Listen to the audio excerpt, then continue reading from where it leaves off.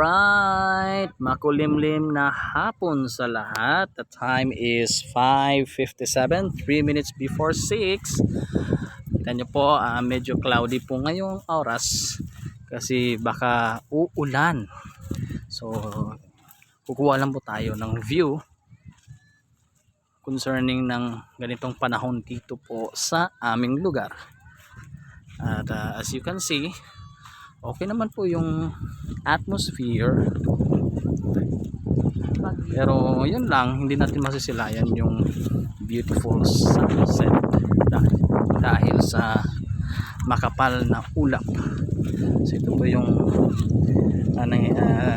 ang sitwasyon dito sa tabing dagat. At yan po, kakaalis na ng mga malalaking sakayan, pumalaot po. Yan po iba. So itong mga maliliit, bukas pa ito ng madaling araw at umaga. So yan nga po, kung titingnan natin, hindi talaga maganda yung view ng dagat kapag ganito yung panahon. Mas maganda sana kung ganitong oras talaga yung pag-appear ng sunset. Kaya lang ayun, wala, hindi natin masisilayan. Baka sa susunod po nating video ay makukunan natin yung paglubog ng araw. So yan po, tingnan na lang po yung tabing dagat. Yung maganda yan, yung mga bata naglalaro, nagsasaya. Ang mangyayari pa nga yan, baka mamaya pag patak ng ulan, maliligo pa yan. Depende kung di pagagalitan ng mga magulang. Yan. So yan po sila, nililinis po nila yung kanilang boat kasi maya maya posible makabukas pala back to operation na naman sila. Yan po.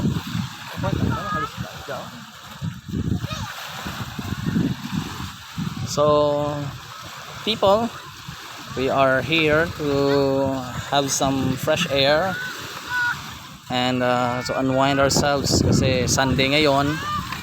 Katatapos lang po ng aming worship service. Galing pa po ako ng bukid at kakauwi ko lang ngayon. So take time muna, kuha tayo ng video. So yan po, always lang po kaming samahan sa ganitong mga explore namin. At hoping that mag-enjoy po kayo. Ganahan po kayo palagi sa pag sama sa aming ganitong exploration. And we can promise, but maybe sa susunod nating ibang mga video, doon po tayo mamamasyal sa sikat na boulevard po dito sa aming bayan.